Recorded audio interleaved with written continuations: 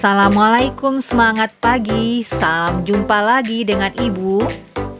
Bangga dan senang sekali bisa bertemu lagi dengan kalian di pembelajaran kita berikutnya. Ayo semangat pagi selalu, anak hebat Indonesia bisa. Anak-anak Ibu kelas 11, kali ini kita akan membahas materi bab 2, yaitu mengenai sistem dan dinamika demokrasi Pancasila. Bicara tentang hakikat demokrasi, foto kenangan kita ini mewakili contoh dari sebuah demokrasi dalam ruangan kelas. Masya Allah, rindunya kita dengan ruang kelas kita yang hangat dengan diskusi. Semoga kita bisa bertemu kembali seperti ini ya anak-anakku. Mari kita berdoa. Bismillahirrahmanirrahim. Hakikat demokrasi di Indonesia ada pada sila kelima, sila kerakyatan yang dipimpin oleh hikmat kebijaksanaan dalam permusyawaratan perwakilan. Mengamanatkan kepada kita semua untuk senantiasa menerapkan musyawarah untuk menyelesaikan setiap persoalan. Hal tersebut merupakan perwujudan dari demokrasi. Rasa-rasanya tidak asing dengan etimologis kata berikut ini, yaitu kata demos dan kratos yang berarti pemerintahan rakyat. Masih ingatkah kau, anak-anakku, yang berarti kekuasaan tertinggi berada di tangan rakyat? Jadi bukan rakyat yang duduk di kursi pemerintahan secara langsung.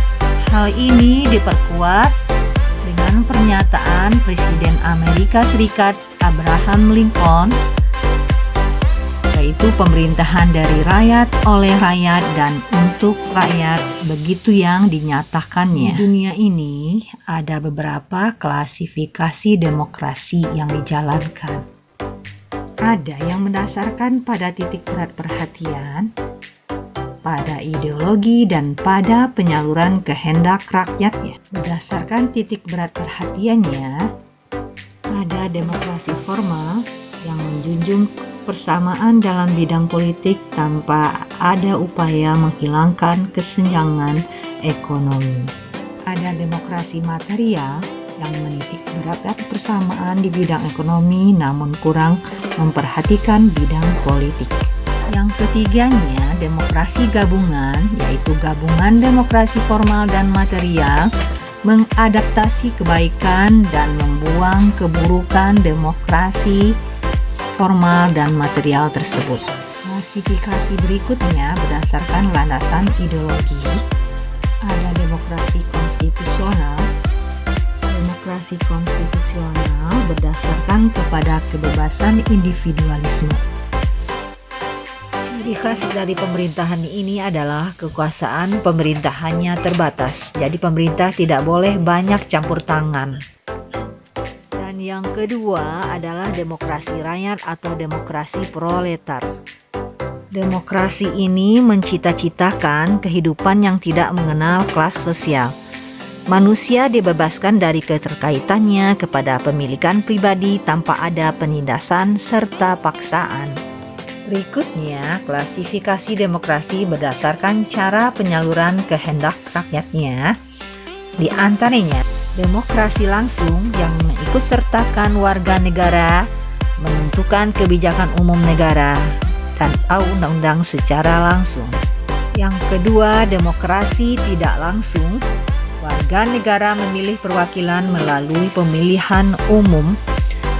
Penerapan demokrasi ini berkaitan dengan kenyataan suatu negara yang jumlah penduduknya semakin banyak. Oke, kumaha, damang, tetap bersabar ya, anak hebat. Sedikit lagi, selesai dong kita membahas bab 2 pada bagian yang pertama ini. Demokrasi sebagai sistem politik yang saat ini diadopsi oleh sebagian besar negara di dunia tentu saja memiliki prinsip-prinsip yang berbeda. Hei, siapa bapak ini ya? Beliau adalah Henry B. Mayo, seorang ilmuwan politik asal Kanada. Menurutnya ada 6 prinsip demokrasi itu diantaranya. Tolong baca ya anak kasep. Enggalis. 6 ya, sudah dibaca.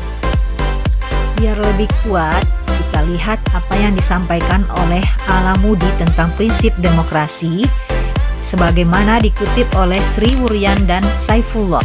Beliau menyatakan suatu negara dapat disebut berbudaya demokrasi apabila memiliki soko guru demokrasi.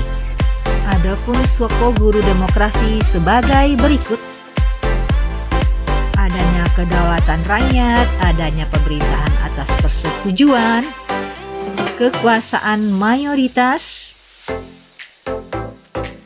hak-hak minoritas, menjamin hak asasi manusia, pemilihan yang bebas dan jujur, adanya proses hukum yang wajar, pembatasan pemerintahan,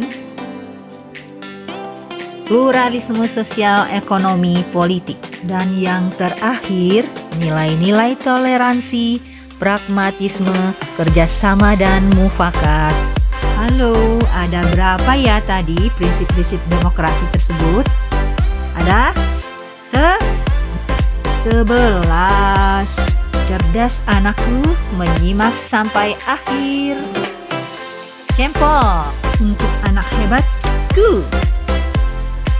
Alhamdulillah, puji syukur kita sampaikan kehadiran Allah.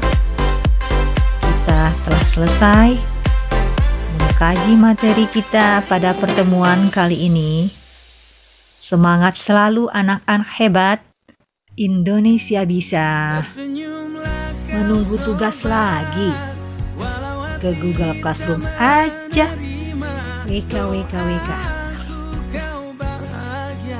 Minggu depan kita lanjut tentang dinamika demokrasi ya. Oke, sampai jumpa lagi anak Indonesia hebat. Wassalamualaikum. Terima kasih.